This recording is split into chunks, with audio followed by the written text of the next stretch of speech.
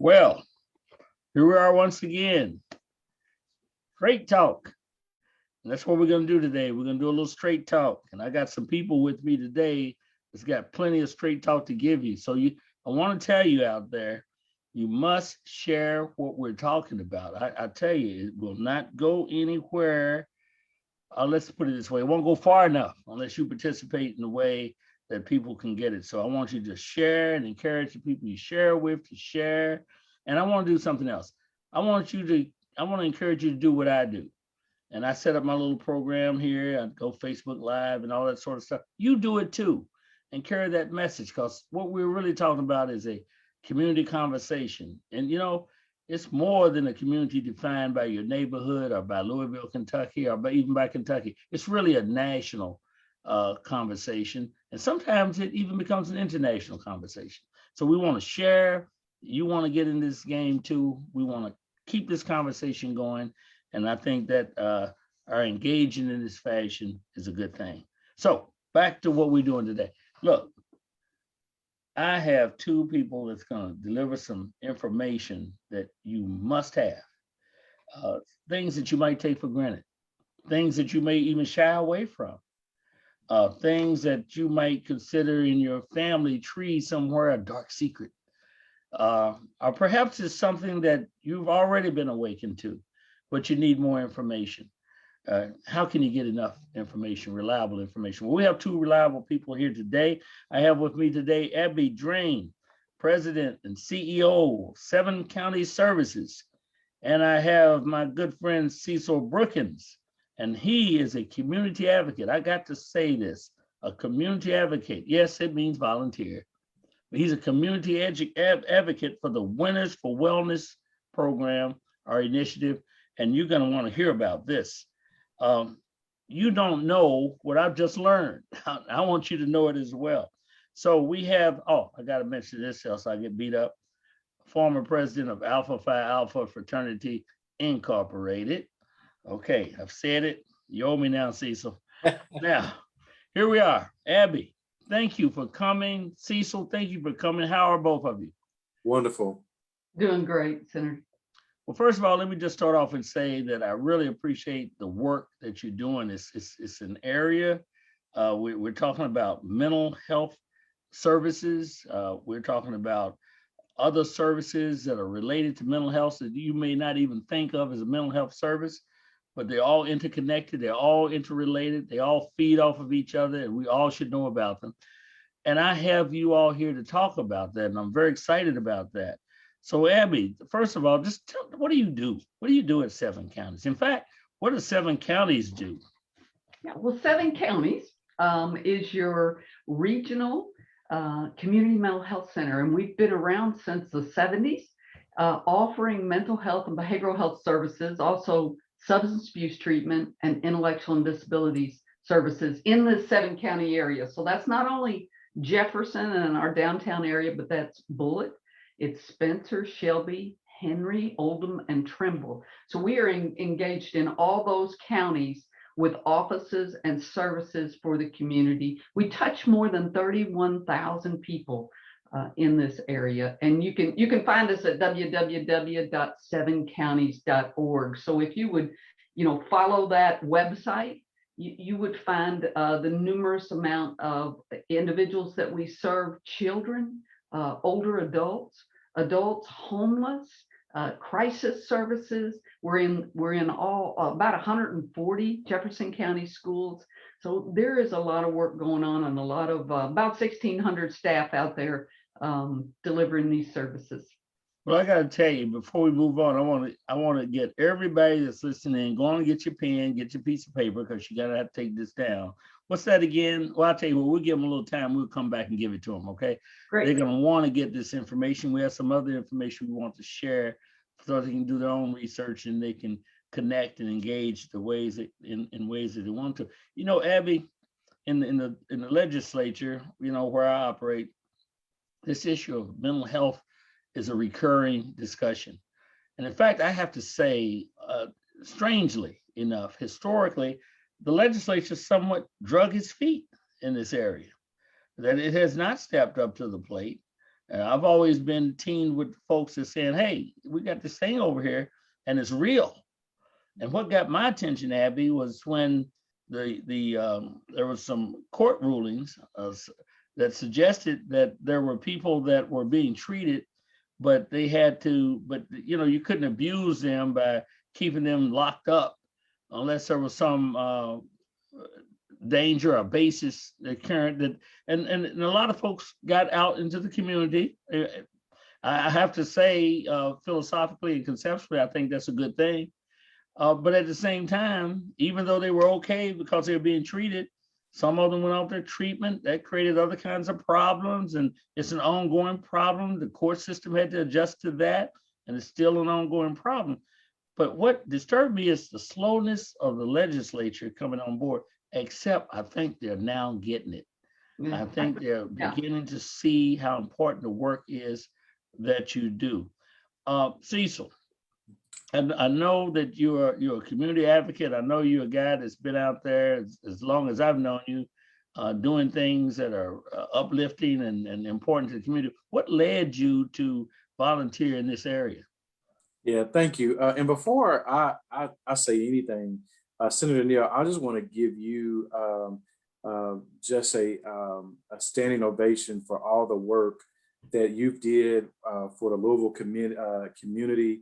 I remember when we had days at the Capitol, going into your office, and you continue to fight, the battles that the volunteers like myself can't fight, those in Frankfurt, and you've been doing this for decades. And so I want to make sure that you get recognized for all the outstanding work that you did, and even allowing us to come on this platform to talk about mental wellness, and something again that is not talked about all the time in our communities. And so just you allowing this platform for us to come on, I just want to thank you, and then also thank your brother Sterling Neal, who is a member of our organization, before his passing, and just the connection that that he had with it. Those was he was one of my mentors, and so being on this platform is very humbling to continue that work that he did before his passing. So again, thank you. Cecil, before you go into that, let me say it's very kind of you to say those nice things. I appreciate that. You brought up my brother. I have to get in here a little bit. My brother was, he graduated from the Kent School of Social Work. In his heart, he was a social worker. You know what I'm saying? And it's all about people. Social work is all about people, right? And guess what? What you might not know is my wife graduated from Kent School of Social Work. So her heart's the same way. So you can just about imagine, I get it from both sides, right? I've been getting it all my life, right? Yes. But what got you into this? Tell folks what value you get out of it. Not just the value you give, the value you get out of it. Yeah. So as you mentioned before, volunteering, many organizations, we'll be all day, and not to brag, but I am a volunteer by nature. I look for opportunities to serve on boards, nonprofits, and that's just something in my nature. I did not get to where I am today by myself. So giving back to the community that raised me is priority number one. I tell everyone I do not get paid for anything that I do. So what value you get out of it? See, so I mean, you're not getting paid. Why are you doing this? It's again, especially with mental health, with 7 counties. Exactly. So just to be simple, as you mentioned before, I am the immediate past president of the Alpha Lambda chapter, was the alumni chapter of Alpha Phi Alpha. So at the time, we had already made mental health and mental wellness a priority within our chapter, because we saw that it was definitely a need, an area that we have kind of ignored for a while. And so it was simple. I got an email from one of the committee members saying, hey, we're starting this initiative. We got this event that we're planning. We're bringing in, Eddie George. We'll talk a little bit more about the event. And could we get some representation from your organization? I immediately, before even going to my leadership, I said yes. I said this is in line to what we're doing. So put me down. Like, let me serve on this committee. And I usually do that. I want to jump in. I want to get a feel for it and see if the organizations align, if it's something that I want for us to do. And from day one, honestly, Senator Neal, from day one, I was intrigued. I was excited. I was like, oh, this is something I want to be part of. Fast forward, probably 3 years I think we've been working on due to COVID. I stayed on the committee even though my term as president ended the middle of last year, and I just felt like this is something very important, and I wanted to stay on to make sure that this event happened, to make sure that my voice, which I speak for the Black male's perspective, and I want to make sure that voice did not get forgotten. And so that's why I do it. So it's very simple. It's not. Well, I appreciate that, Cecil. I know you're going to talk about the Winners for Wellness event that's coming up on May 14th and 15th, and we're going to get back to that with specificity. Abby, I want the viewing audience to get a sense of why 7 counties work is so crucial to our community. Well, there of the people that live with mental illness, only about half of them get served. And we know that there are a lot of impacts from not being served and not getting treatment for any kind of mental illness or onset. We know if you don't get the treatment, that gets worse. Give us an idea of what kind of illnesses you're talking about.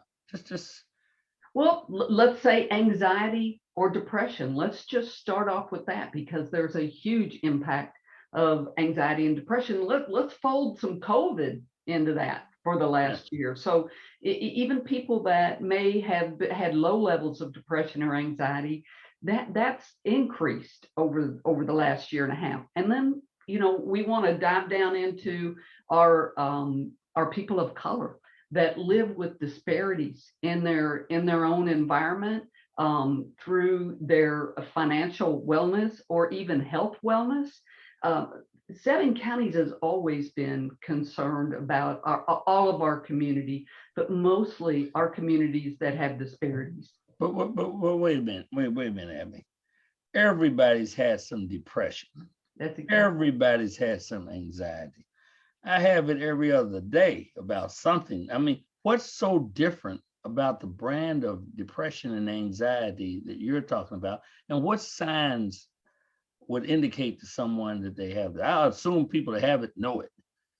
Right. And if you're talking mild depression that maybe would go away. And obviously, if you don't treat things just like heart disease or cancer or anything, diabetes, if you don't treat it, it gets worse.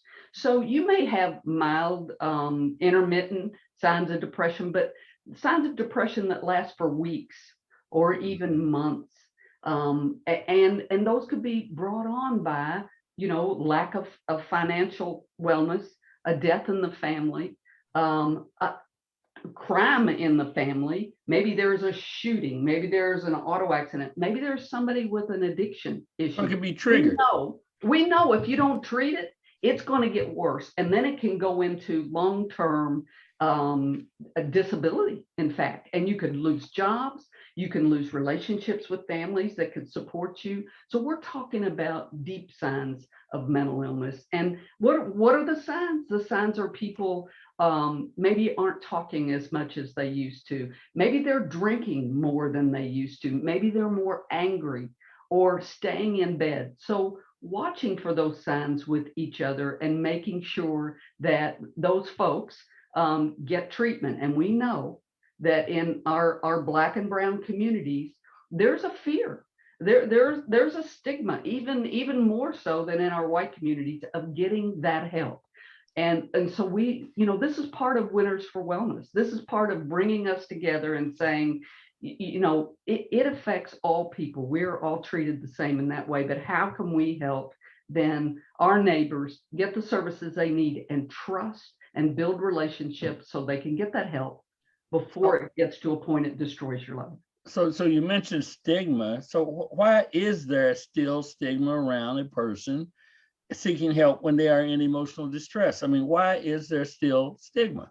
Right. When we get older, I think it's a little less stigma because we're more apt to do what we need to do to take care of ourselves. But your family members may shy away from you and think, well, there's something wrong with them. That's in our bloodline, but that really hasn't have anything to do with us.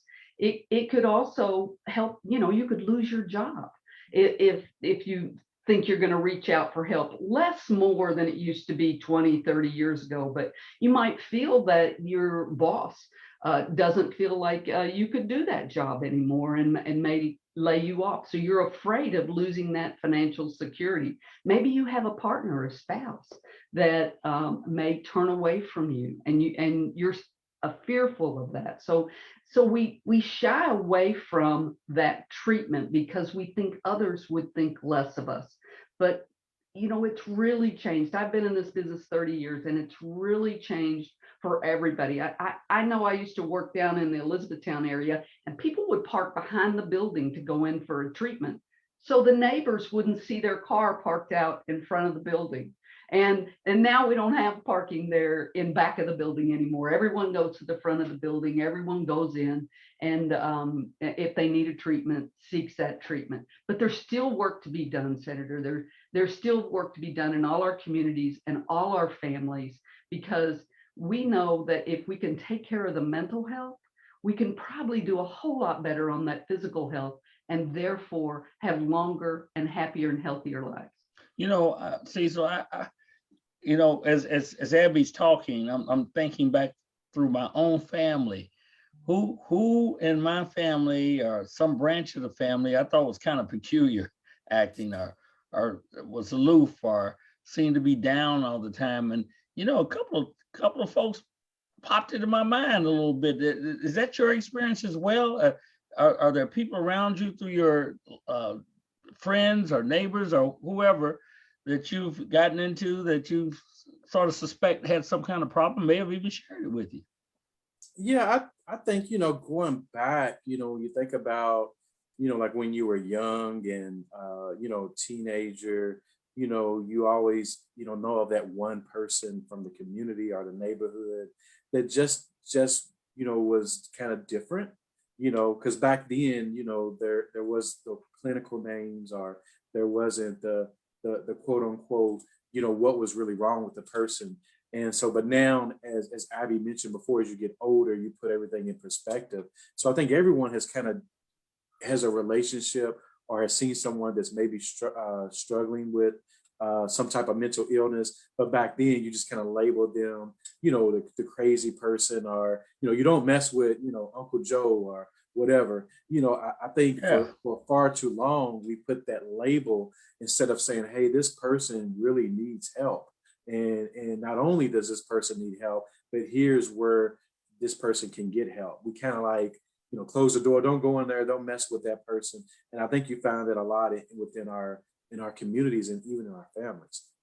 Well, we talk about that stigma that Abby was talking about, and I think she's right. I think it's a tough subject for a lot of people to talk about, and I guess that really hampers getting people help. If you can't talk about it, if you can't engage it, nobody wants to be called out because they don't want to be looked at as different. It becomes a difficult thing for people. Yeah, and I think it's also cultural too. I know that in some cultures, just not only the access to mental health services, but in certain cultures and communities, like seeking help is kind of like, you don't do that. That's not something we do, that goes against our values. And so therefore it becomes almost shameful. As Abby mentioned before, there's like a shame. So you got to park behind and say, oh no, I don't want anyone to know that I'm seeking help. Yeah, if you're strong, you don't need help, do you? Right? That macho thing, huh? Yeah. Strong women, strong men. We don't need help. But what happens? We find people turn to alcohol or drugs sometimes to compensate for that anxiety, and just to get through the day and try to make their troubles go away. So sometimes, you know, we look at a person there dealing with a drug abuse or an alcohol issue, and they've lost their family, and maybe they've been incarcerated and all that. And maybe it started out as a mental illness or an onslaught of mental illness. And so we need to catch those kind of things early and help each other so we don't get down that path. You know, some people, you know, it's a tough area because some people are suffering from mental health. I wouldn't say they don't want help, but they shy away from it for a combination of reasons. And I know some people that are being treated, I've run into this. They have a tendency to think they're okay now, and they go off their medication, and all of a sudden it's a spiraling thing. They're down in the dumps again. And I'm just wondering, how do you really approach a person that needs help, or you suspect needs help? But I mean, they own their space, don't they? I mean, how do you do that? Well, you know, I'll jump in here and then Cecil, you might have. Go ahead, just roll with it. There, you take time with people. You have to build trust and have a relationship with that person. You can't just walk in and say, hey, you know, you need to go get some treatment, and here's where to go get it. You have to consider their, you know, what's going on in their whole life. I was talking to individuals yesterday, and you know, in our Black and Brown community, a lot of the people are first responders.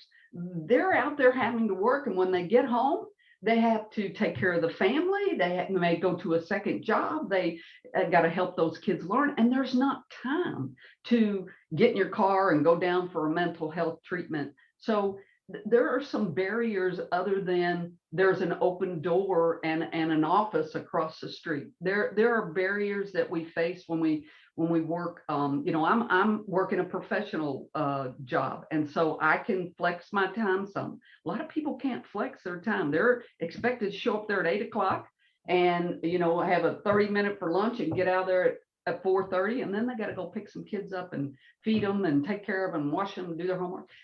There are other barriers that keep people from seeking that treatment than just a location, because I'm telling you, 7 counties is deeply involved in trying to find the ways to connect with all people, and especially people that might have roadblocks or barriers up to getting into that initial treatment early.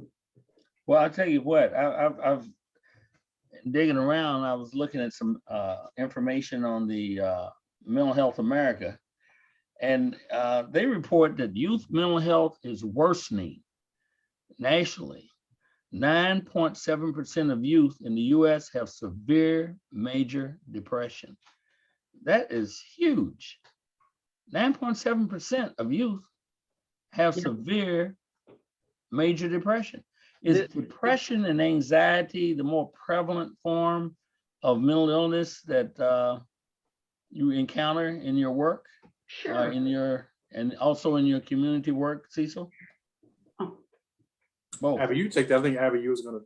I'm just gonna say, sure, that is the onslaught of mental illness. You can catch that early with the depression and the anxiety, and we can see it. And with young people, especially, you layer COVID in there, and then you layer the racial unrest that has been going on. I mean, there's always been some layer of that, but it has just exacerbated it.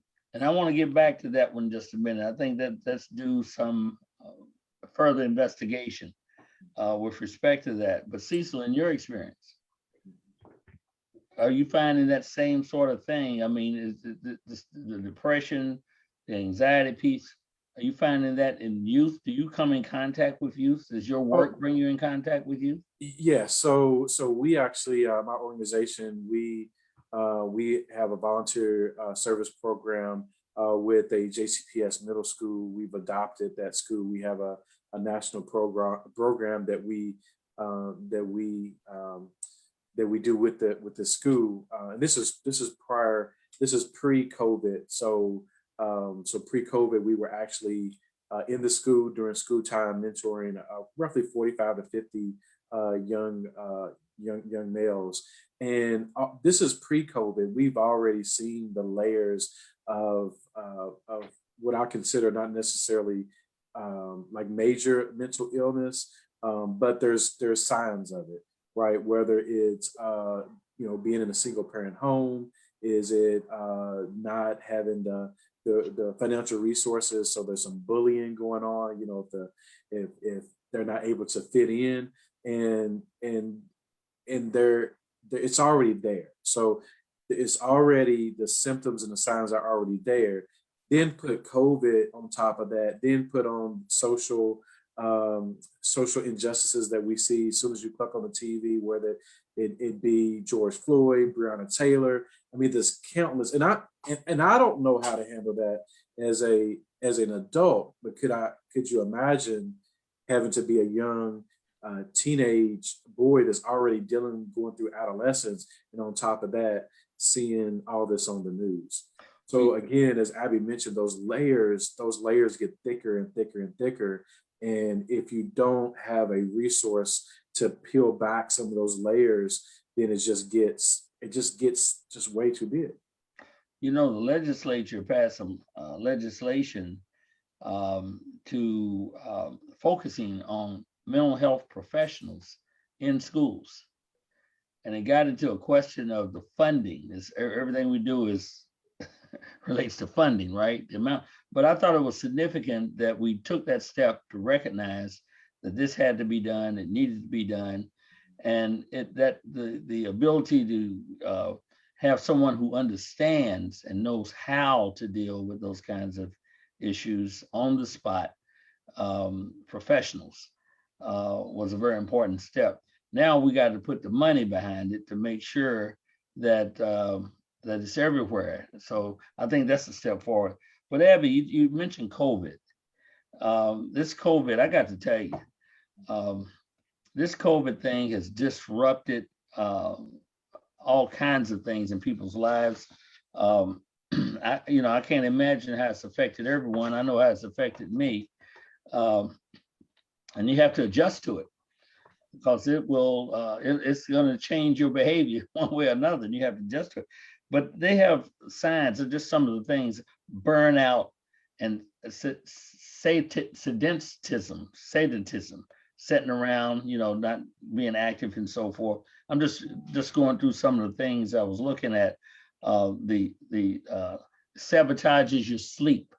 So it disrupts sleep patterns. And of course, that affects your whole next day, and that becomes compounded over time as well. And you know how long this thing's been going on.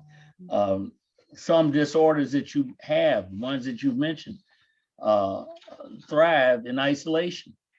You sort of unto yourself and feeding on yourself and relying on yourself, supporting yourself when you actually need help from a professional outside and so forth.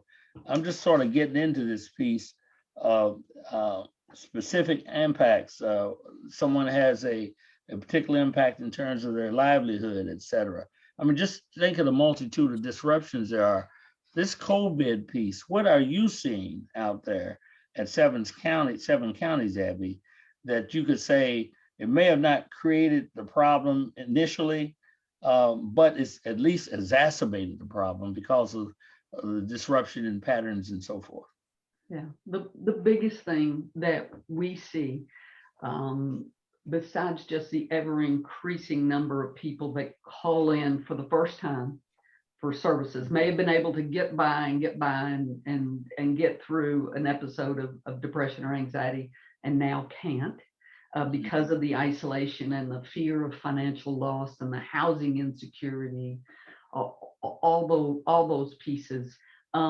It's affected everyone on the COVID side, but I want to wrap back around to these young people that have been, in the prime of their life, when their friends are their main contacts and their main trust sources and who they share things with. They've been separated from those friends for long periods of time, and separated from the school environment, like you were talking, Senator, where they may have been able to receive a counseling service, and it was right there and available to them, and they had enough adults around that could check on them and make sure they had a meal and, could ask questions and be a resource. All that was shut down with COVID, along with the parents who may have already been, financially insecure or emotionally insecure and kept from other family members. So all of that with COVID has brought up issues with mental health, but addictions.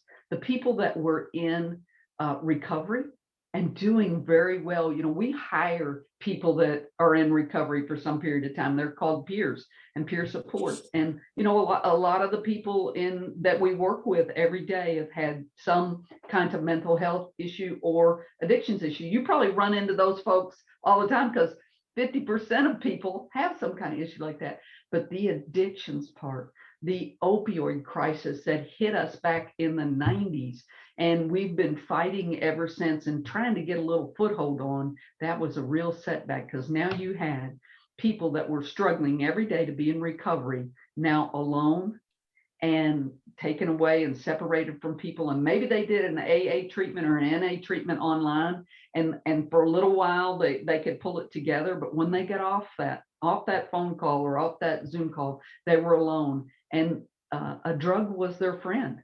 And this was the piece that helped them feel, okay again. So we've had a lot of overdoses, Senator. We've had more overdoses than ever. Young people committing suicide. That's a real impact that has increased in the last. Let me stick a pin in that real quick. Mhm. You were talking about earlier, you and Cecil, I think, the disparate impact. Right. Of this COVID pandemic situation on this, and suicide was one of them, I understand. Right. Even that has a disparate impact on Black youth, Yes. Black people in general. Just almost everything has a disparate impact from this COVID and suicide and drug, because there are underlying disparities in the system already. So then you pile on a pandemic and it just brings that all to the top. So we've had more than ever young people call in when all the Breonna Taylor, all that going on every day, the anxiety going on in the city. The young people didn't know where to turn. They were alone. And usually their parent might have been at work because they weren't able to work from home. So they're out there on the front line working. It has been a real issue. The number of people that died from COVID or got COVID in the Black and brown community, it's a lot higher percentage than it was for the white people. So then you've lost family members, right? So it just builds on and stacks on top of that. So yes, more and more we find that the disparity percentages are getting a wider gap. And this Winners for Wellness was planned 2 years ago, but I'm a real faith-driven person. This was the right time for it. This is the right time when people are listening and it's impacting their neighbors and their families, and we've got to do something. We've got to get each other some help. So this is shining it out and shining a light on it and getting involved and talking about how it impacts you, that you can trust and you can come and get help. Well, and I told everybody to get a pencil and a pen and to write this down. We're going to give you that contact or that connect right now. Abby, or if you would run it out to us real quick again. Yeah, go to www.7counties.org. Slow down. I can't even write that fast. Slow down. www. Dot 7, the SEVEN counties, COUNTIES.org. And the minute you link on that, Senator, there'll be crisis lines right at the top. And they'll be for children, for addictions, for adults. For you call that number, and if you even call the wrong one, we will get you to the right one, and we will answer your questions. We will take care of you right on the spot.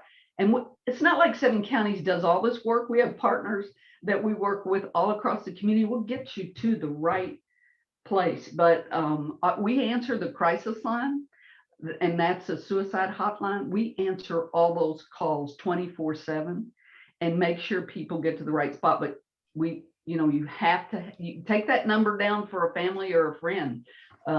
Take that website down for somebody that you don't know you're going to need it right today, but you might need it later.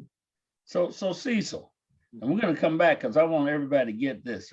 If nothing else we're doing here today, we don't want you to miss how to connect, because there's a wealth of information, there's a wealth of services, there's a wealth of support that's just a telephone call away or email address away. And the point is if you don't get it, of course, now if you do miss it, who doesn't know that there's a 7 counties? It's easy to go in there and just ask the telephone number for 7 counties. You can work your way into the system that way as well. So Cecil, Winners for Wellness, May 14th and 15th. What is that all about? Yeah, so Winners for Wellness is a free, let me say it a couple of times. It's a free, I sound like the TurboTax commercial. It's a free. Does that mean it doesn't cost anything? Nothing at all. Okay, go ahead. Nothing at all. It is totally, absolutely free. The only thing that requires is for you to click on a link to register, and then just participate. So some of what we're talking about today will be covered in more detail. And so we're asking everyone, and this is not, by it being virtual, this is just not a Louisville or just an African-American community event. This is, because actually this is an international event. So if you have those that don't live in the Louisville community, but want to participate, we encourage you to forward this information to them. Again, this is open to everyone. By being virtual, we have the ability to reach outside the borders of Louisville or Kentucky or this region. So as Abby mentioned before, it is presented by 7 counties. You mentioned the date, May 14th and 15th. So that is next Friday and Saturday.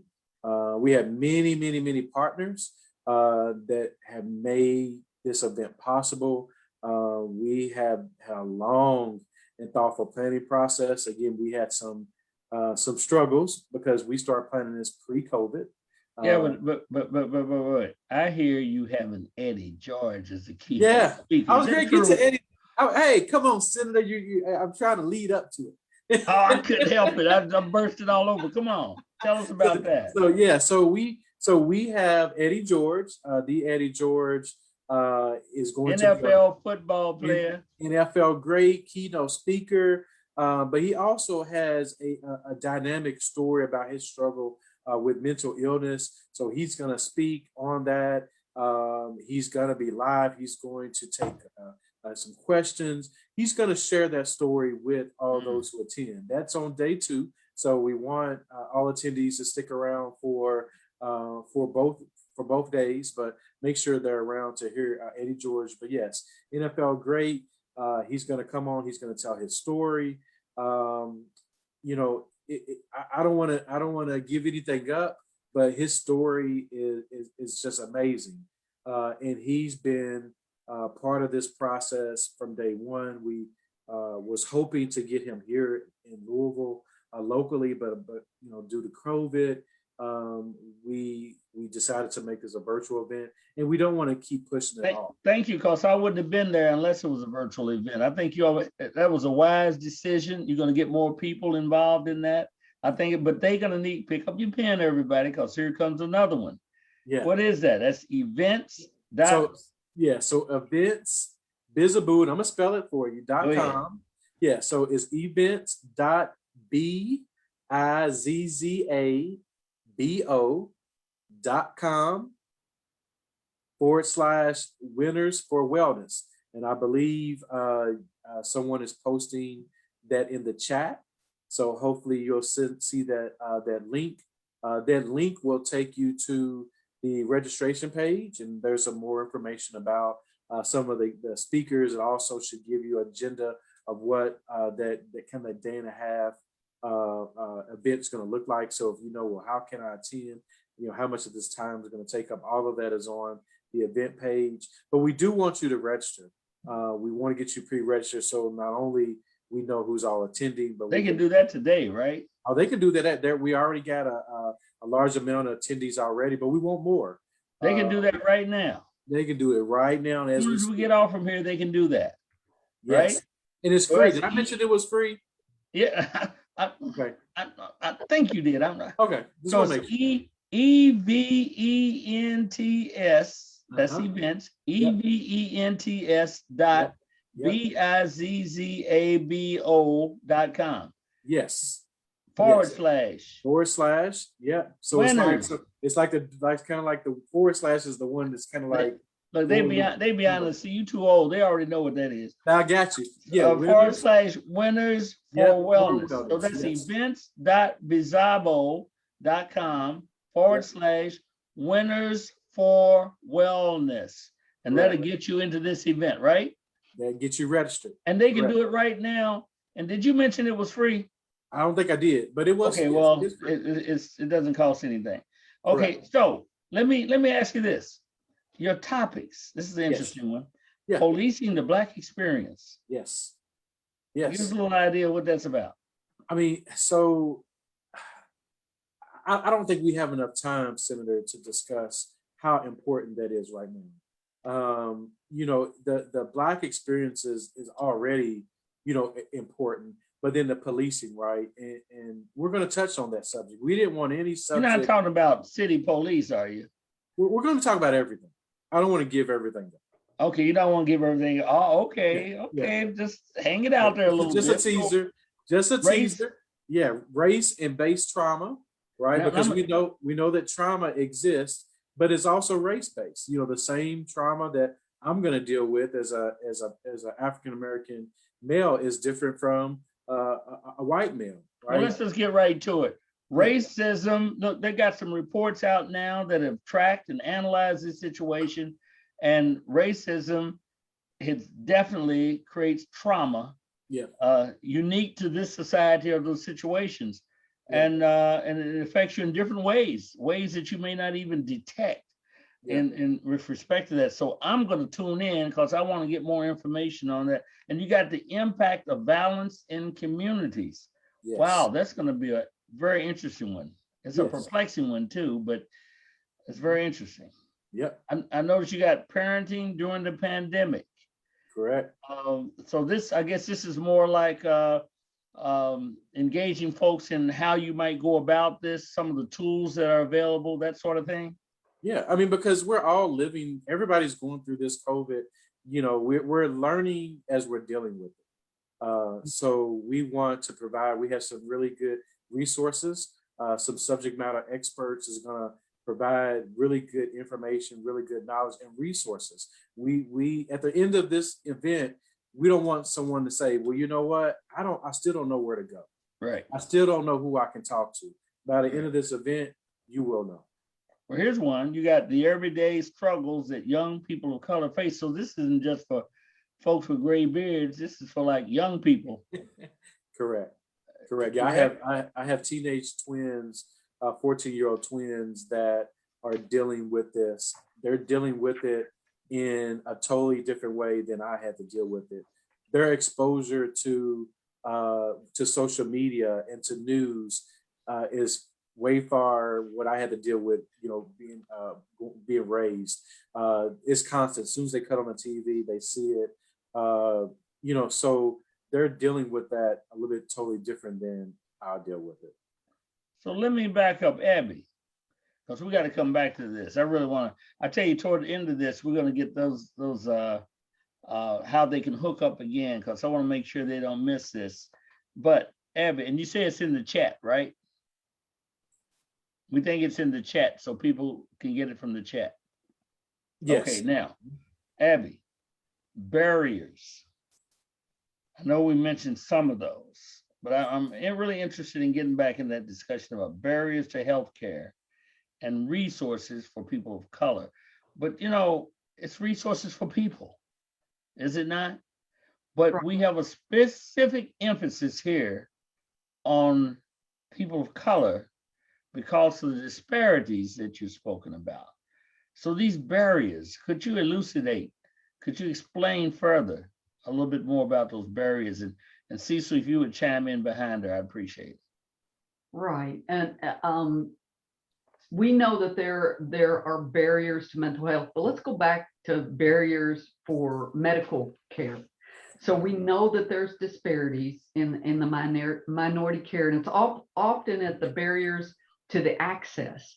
But you can also think about insurance coverage. You know, does everybody have equal insurance coverage? We know there are logistical barriers, but also when I talked about, you know, I'm a professional, a lot of people professionals, you know, I can flex my work and go to an appointment, but what if you're 8 to 5? I used to have an 8 to 5 job, and to try to make a medical appointment, I would almost have to take the whole day off work, and then I would lose the pay for that day. And a lot of people can't lose that pay, because if they do, then they lose that pay, then they possibly can't pay for their health care or their home and their rent and their food. Especially during COVID. Right. And what about transportation and childcare? I mean, you have to think about all those pieces that might keep somebody from getting the health care or the mental health care that they seek. And so we know, again, with those layers, even before the pandemic, those layers were there, and we have to find ways that people can get this health care and get this preventative health care without being financially penalized for that, or have to leave their children with somebody they don't want to leave their child with. I think we have to take care of some of those underlying barriers to get to that care. I don't think people don't want to go get health care. I know when they're sick or they're hurting or something's wrong, they want to go immediately. There just could be barriers. I had more of those barriers when I was young and had that hourly job. But, you know, there's a lot of people, and our people of color, frontline workers, hourly jobs, have to be there, have the risk of losing that job, and just don't take that day off and lose that financial security to get that care. And then we're into even a worse problem. You're talking diabetes, heart problems, again, mental health issues that grow. And then you might, again, try to solve those problems with alcohol or drugs. So you can see that it just keeps, like a snowball, keeps rolling. Yeah. You know, one of the things I had to go back to, I'm thinking about what we do from a policy standpoint of the legislature. One of the things that we also did was we changed the law so that individuals could go through, the judges would have a discretion for some of those that were under the authority of the court could be diverted into mental health programs or drug abuse programs and if they successfully completed them, then they could be discharged from their obligation to the court, which I thought was a good move. I don't think we've gone nearly far enough, but I thought that was a positive step forward. We at 7 counties, we highly believe in that, and we also work with the courts, family courts, with young people, so that young people have another chance, and that they can stay connected with their families and not be put in the system that might, just take their life in a totally different direction. So the courts is the big place where we can make changes with all people. Barriers, Cecil. Yeah, there's so many. I would say that one of the main ones, especially in some of those high risk areas, sometimes seeking that help, that treatment, there may be some stigma around the level of care, especially in very diverse areas. We talk about food deserts and some other things like that, but also there's limited resources available for minority groups. Sometimes there's some language barriers, especially in the Louisville community with the multicultural immigrant community. Yeah. And so sometimes there's a language barrier.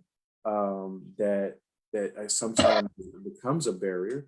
And just, sometimes it's just that, hey, that, I don't feel like I need help. So therefore I'm not going to seek it. We know that if we get a headache, we know we can take some aspirin. When we scar our elbow, we put a Band-Aid on it. But there's really no clear understanding is when I'm mentally ill, where do I go? So we have to kind of remove that barrier to say, hey, when I'm not feeling like myself, when I am, the early signs of depression, here's where I go. I think that becomes a barrier because we don't know what the next step in that process of seeking help.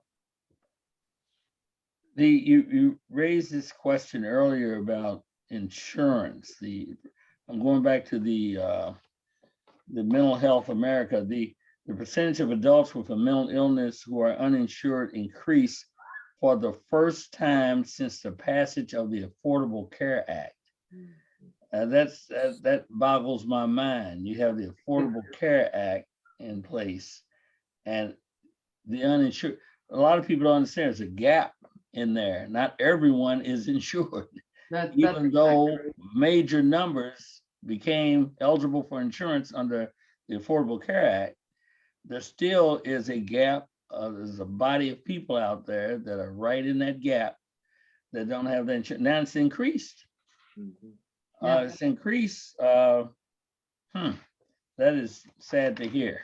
Senator, that's the next thing you can start working on is we think an evaluation or preventative mental health care should be as accessible and free as your preventative health care, your health care checks every year that we get as men and women.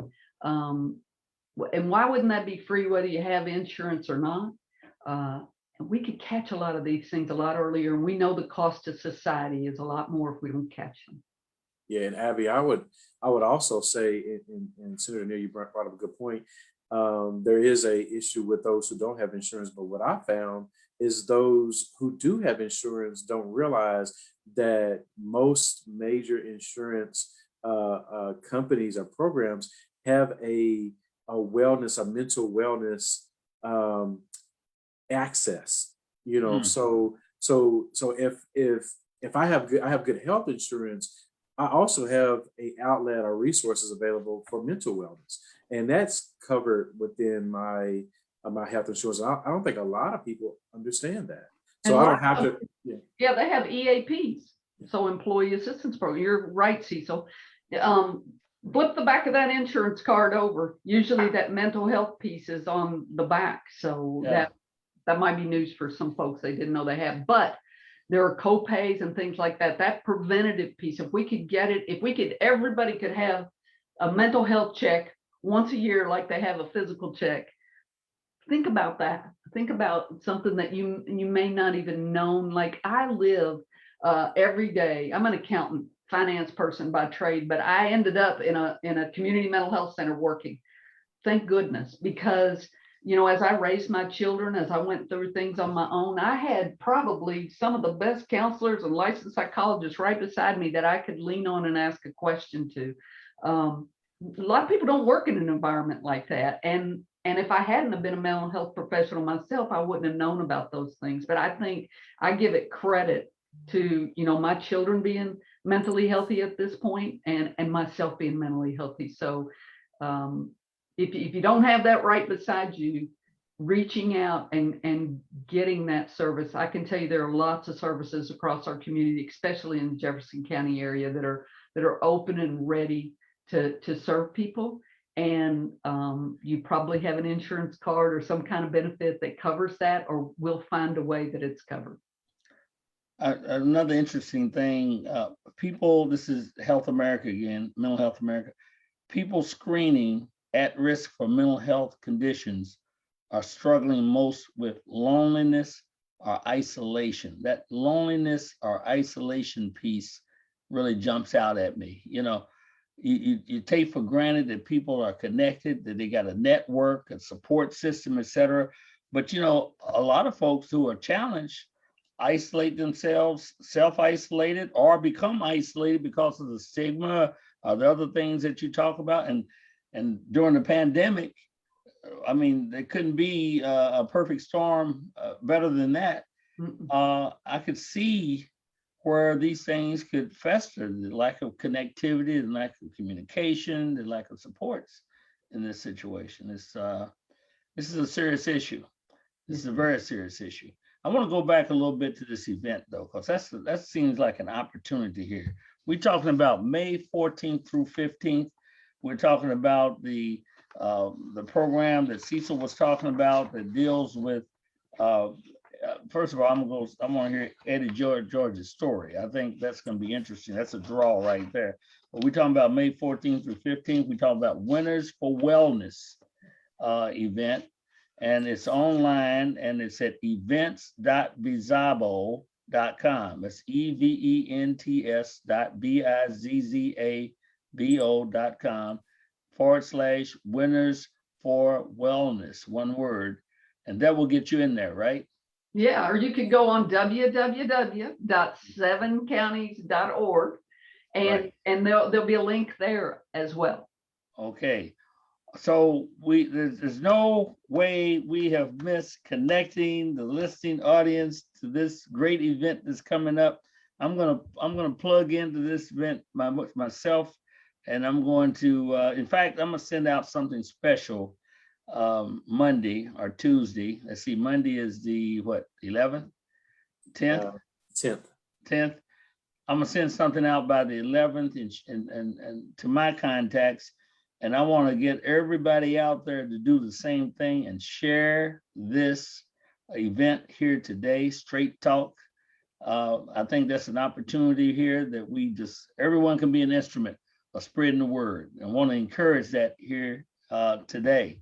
I want to say that I want to thank my guests here today. They have shared some things here, some things that I hear about, some things I know about, and some things I should know about. But we have Abby Drane, President and CEO of Severn County Services, and Cecil Brookins. Cecil Brookins, a community advocate. It's in his blood. He's already told you he can't help himself. He has to do what he does, and I applaud him for that. I got to tell you that it's more like people like you and the work that you are in. I mean, I don't use these terms much, but this is the work that a society should applaud and lift up. And I applaud you personally, and I guarantee you that I will continue my efforts in this particular area. But I really thank you for being here today, sharing this information. I'm going to personally plug in and push this event because I think it's so important to our community. And I want to tell you this, that we're going to invite you back sometime. We're going to get in some of these specialized areas and see how you're doing. If there's some other things that you want to report, I want you to reach out to me, and let's make sure we get the word out. We want to be an instrument of getting that word out. So I want to thank our guests here today. I want to thank them. We're going to welcome them back. Remember, there's an event on May 14th and 15th. We've given you all the information you need. You need to be there, and you need to share this information. And with that being said, from Straight Talk, this is Senator Gerald Neal. And as I always say, do the right thing.